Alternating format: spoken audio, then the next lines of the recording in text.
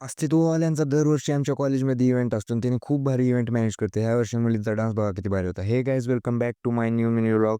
आज आमच्या कॉलेजमध्ये इव्हेंट होता. मग आम्ही निघालो त्यासाठी. कॉलेजमध्ये गेलो तर आमचा मित्र बघा कशी कॉटन कँडी करत होता. त्याने आज स्टॉल टाकला होता कॉटन कँडीचा. त्याने खूप भारी कॉटन कँडी बनवत होता. मी आज कॉलेजमध्ये स्टॉल टाकला आहे. 5,000 इन्व्हेस्टमेंट करून 4 मित्रांमध्ये स्टॉल टाकला आहे. तरी स्टॉल बघा स्टॉल आहे आणि 4 फूड्स आहे. त्यामध्ये मला आहे पिझ्झा पाणीपुरी आहे आणि चायनीज भेळ आणि कॉटन कँडी आहे. चायनीज भेळ दाखव चायनीज भेळ. चायनीज भेळ. नाटकरती काय यावं लागतंय. आणि आमच्या मित्राचा बासुंदीचा पण स्टॉल होता. त्याने खूप भारी बासुंदी बनवली होती. ओझडीहून बासुंदी आणली होती. ती बासुंदी खाल्ली.